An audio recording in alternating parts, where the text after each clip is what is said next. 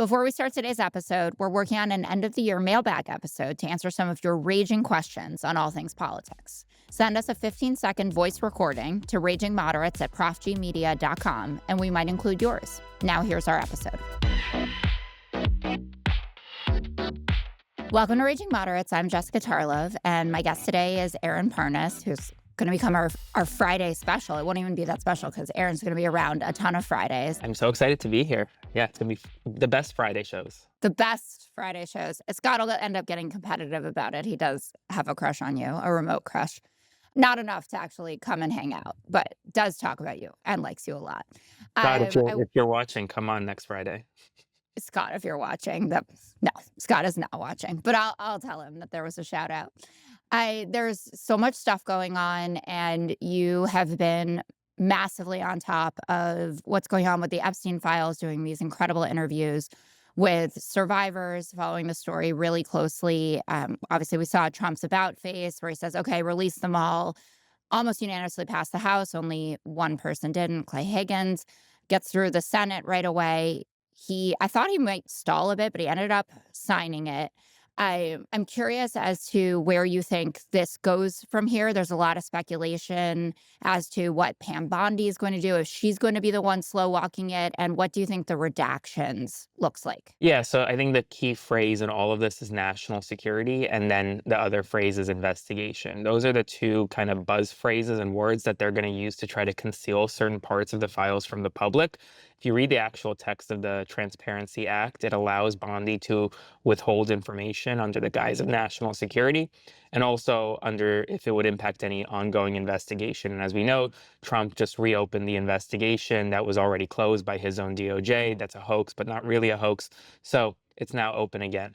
And so Pam Bondi is now saying she can't release any more information publicly, at least right now, because of the ongoing investigation. Do I think we're going to get some files? I do.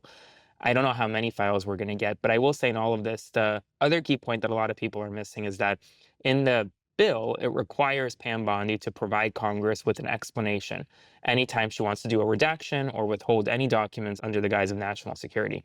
And that those explanations have to be public and not classified. So we're going to get explanations. I mean, I can't promise you they're going to be good explanations, but I think we'll get some files.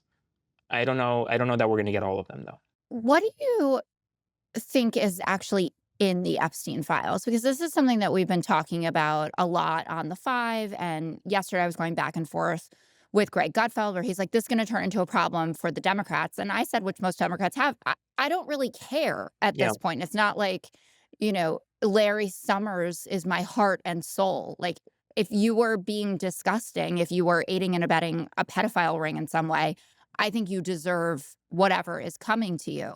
But from knowing this story so in depth, what do you think is actually in these files? I actually think it's a lot of just really horrific and graphic material. I mean, that's really what the majority of these files are. A lot of pictures, a lot of videos, a lot of what the government calls child sexual abuse material that actually will never be public, and for good reason. I think that's the majority of these files. I think that what you're going to see when they're released is Jeffrey Epstein kind of being this conduit for so many powerful men across the globe who took part, at least a small part, in this kind of overall sex trafficking scheme that he and Ghislaine Maxwell engineered. Now, how many of them will ever be tried and indicted? I don't know that any will be, honestly. I don't know that this investigation will bear any fruit in terms of them indicting someone like Larry Summers. I don't think that's the goal. I think the goal is to use the investigation to conceal the files.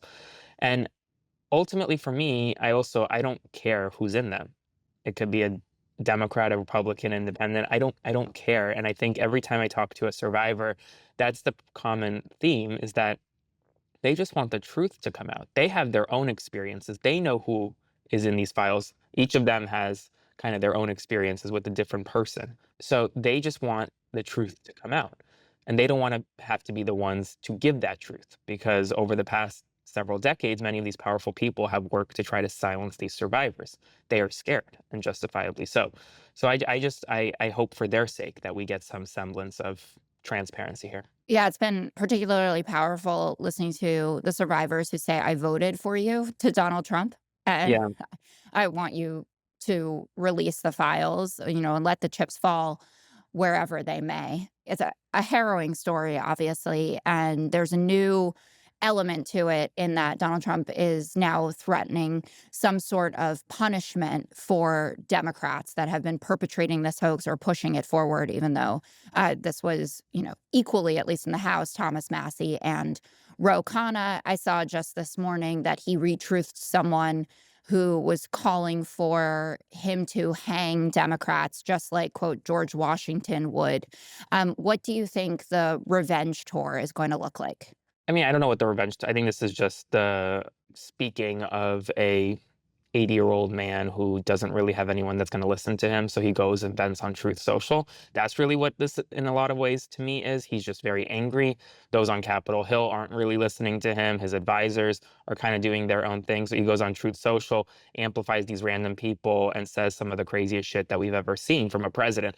Yet at the same time, I think it's important to note that we can't just sane wash what we're seeing on Truth Social.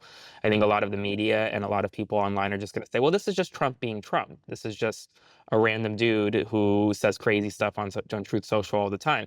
No, this is an American president calling for the execution of opposing lawmakers because simply they said to military members, follow your orders, right? Like, just don't follow illegal orders, which is nothing illegal about saying that. And well, I just worry that the more the president gets isolated, the more he kind of is cornered in this kind of lame duck status, the more he's going to try to use his executive powers to lash out at folks like this. I don't know what that looks like. I don't think these folks will ever be indicted, nor should they be. An indictment will never hold up. But just imagine if Joe Biden did this. Just imagine, like, if Joe Biden put out a tweet saying that, I don't know, Jim Jordan should be hung. What would the reaction be from the right? I mean, they would immediately, articles of impeachment would be drafted immediately. And yet here we are. Yeah, and I mean, I haven't gone to work yet, but I imagine when I bring it up, it'll be like, nobody thinks that that's serious. And then we'll get back into, the realm of how serious lunatics are at home when they see people in positions of power use that kind of language and throw around, anything from fascists to hang them. Hopefully everything will be nonviolent and fine. Not on the set of the five. The set of the five is definitely going to be nonviolent. But No, out but there I in mean, listen, like, general. his calls for attacking Democratic lawmakers had Gretchen Whitmer almost kidnapped, right? Like, Yeah. the right is furious that Democrats calling Trump a fascist led to Charlie Kirk's murder. And then now we get this? Come on. Well, there are no standards anymore, only double standards. Shifting gears a bit, the newly elected mayor of New York, Zohran Mamdani, is headed to DC for a meeting with the president. This will come out Friday morning. He's meeting with him on Friday. What do you expect from that Oval Office meeting? I think it's going to be Zelensky 2.0 But firecrackers. Zohran will be in a suit. I don't know that it's going to be public. That's what I'm kind of curious about. Like, will this be behind the scenes? Will this be public? I don't know. I think if it's in front of the cameras, Trump is going to try to be like this, like, I have a feeling Zoran's going to get in there. They're going to be sitting in the Oval Office, and Trump is just going to be like praising him, heaping praise on him publicly, saying, "Wow, you ran a great campaign. Like, yeah, you're a communist, but like, we're gonna fix New York for the better." Like, completely shifting gears. And then Zoran may say like one thing that Trump doesn't like, and then Trump will just go off on his like rants. I don't know. I think it's going to be explosive. I just wish that it wasn't on a Friday. Like, give me like, I want my Fridays to be peaceful. This is not going to be a peaceful Friday, though. That's not how it works in the Trump administration. No. It also feels very much like Trump meeting his match in terms of, like a telegenic star type of person. Sometimes he has these Oval Office meetings and the other person's a bit of a dud. But Mhm. we know that Mamdani is far from a dud and has a specific agenda. And I'm thinking back to how he was in his Fox News interview with Martha McCallum, how he made sure to like turn to the camera 3 times and talk directly to specific audiences. And I feel like he's doing prep right now as much as he was for the debate, right? Like how Oh, this is going to play. for sure. Certainly if it's public. And I think Trump is definitely going to want it to be public. I think so. I think it'll be public, and I think it'll be a show for the American people. Ultimately, I don't know. I mean, I'm glad they're meeting, right? Like, I'm glad the Yeah. president's meeting with the mayor of New York City, the soon-to-be mayor. I'm glad that I think Mamdani reached out. to Trump and set up this I'm meeting? sure he's been I mean, on the Mamdani needs circuit. Trump Yeah, a little bit here, right? Like, they need to have a good relationship, so I like I said from the beginning, even when Trump was elected, I pray that our country has a good president, I pray that New York has a great mayor, and I pray that they work together. that's beautiful, Aaron.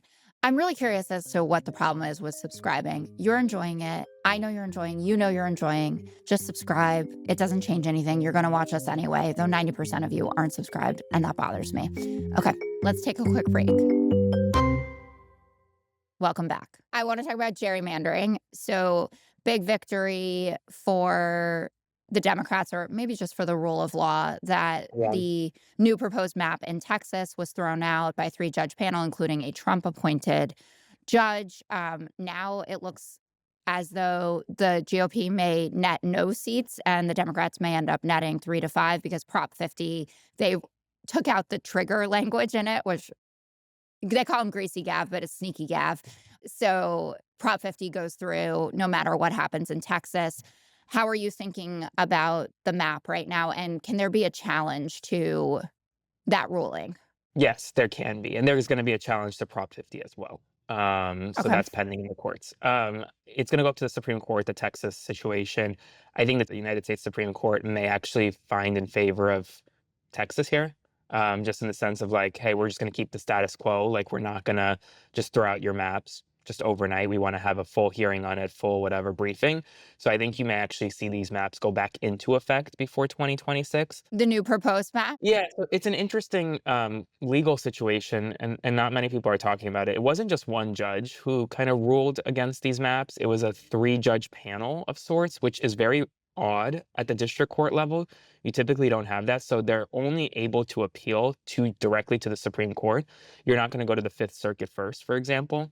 So it's a very interesting legal situation. I think that the Supreme Court will probably allow these new maps to go into effect for the 2026 cycle. But the entire underpinning in all of this is that right now, as you know, the Supreme Court's considering gutting Section 2 of the BRA, and that will eliminate Black majority districts across the country, especially across the South.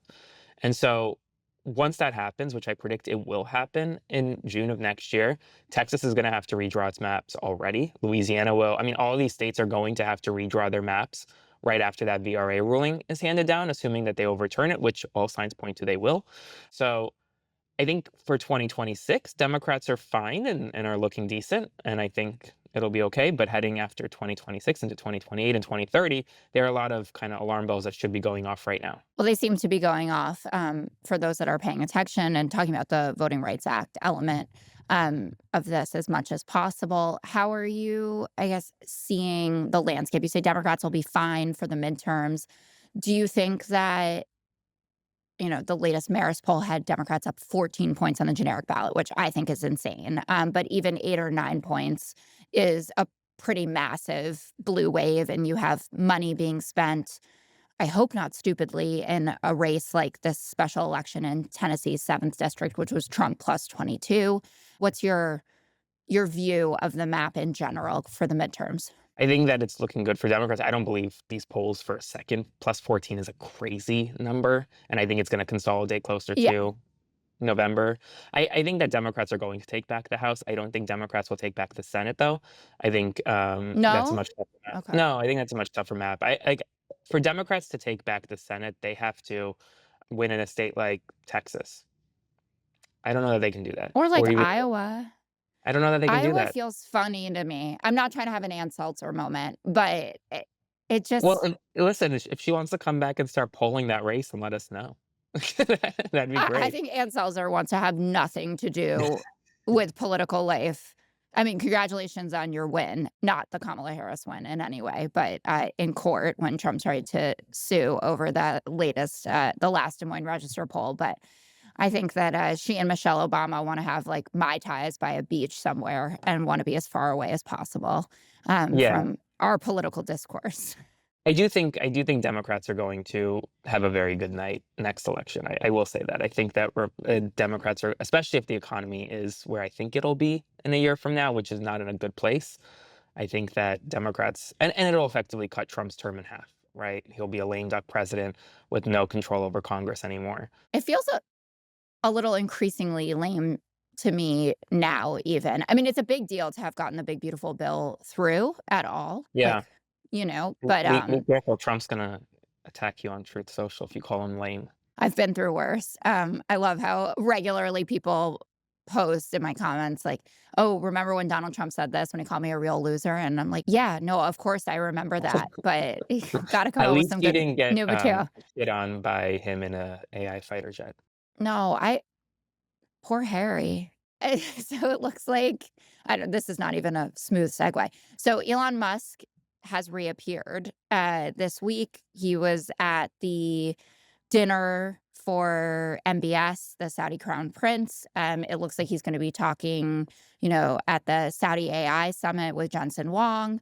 Do you think like Musk is back to stay? He's just here to make some money and kind of use the business environment as the bromance rekindling? Yeah, I think that's what it is. I think he's gonna make some money. He's trying to get back in the good graces. I would have been surprised if he wasn't there and Jensen was there. I mean, at the end of the day, these are two of the world's biggest business leaders, so it's like they should be there. I think that Elon is trying to get back into Trump's good graces. I will say it is interesting. I think that Elon is like, I don't know if you've seen on Twitter, but Twitter is now amplifying Democrats again, and a lot of Republicans on Twitter are upset. And then at the same Huh. time, Elon's kind of pulled back in like public life, like doesn't really talk about the White House that much anymore.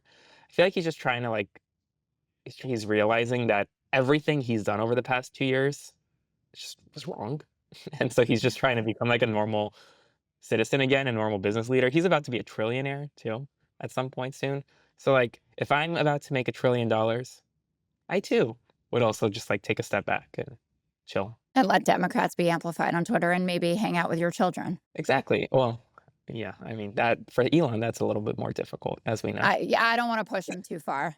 If you like what you're hearing, and I think that you do probably because Aaron Parnas is great and I'm okay too, please subscribe to the Raging Moderates YouTube channel. We would really appreciate it. What did you think about having MBS at the White House? I mean, I want to be realistic about also the future of the Middle East and what kind of partner Saudi can be in normalizing relations with Israel and, Yeah. implications for Abraham Accords and stuff like that. But I was just so blown away by the whitewashing of the Jamal Khashoggi bone sawing and feel like there was yeah, I don't expect this from Trump, but there was a way to have that meeting and to have that relationship without acting like that kind of murder was justified or that we were just going to ignore what kind of country Saudi Arabia actually is. Yeah, I mean, I think, and I'm never gonna go to Saudi Arabia, so I can say this. I really am concerned, and it wasn't just this Oval Office meeting, just a normalization of Saudi Arabia, the hosting these large comedy shows, hosting these large sports events. They're having a flag football event featuring Tom Brady next summer. This idea that we should be normalizing a country that the United States of America, Trump's own State Department says that conducts brutal executions, has one of the worst human rights records in the world, is very concerning to me. Do I think that we need to work with the Saudis? Of course, they have oil, which Trump loves, but they also are playing a big role in the Middle East. Yet at the same time, we can't just say, okay, Saudi Arabia is now just like a NATO adjacent ally, which is what Trump said. There's a huge difference between Poland and Saudi Arabia in terms of human rights. And I think that we need to recognize where Saudi Arabia's place is in the world. I think just take a minute and imagine if like Trump had Xi Jinping and kind of said, "Oh, China's not doing anything to the Uyghurs." I I mean mean, I feel like that's he just doesn't even know about the Uyghurs, well, but he yes, would say that if he but did. but he would say that, and I think and Republicans would go crazy over that. For a few cable news hits. I don't think it would go that far, Fair. honestly. I'm still waiting for the breaking moment because even with the snowballing, like, on the Epstein files, that was like, "Let's all go together," and, like, he Yeah, I kind know. of gave the go ahead. Alright, last question. What's one thing that makes you rage and one thing you think we should all calm down about? Oh, you ask me this every Friday, and every time I'm not prepared.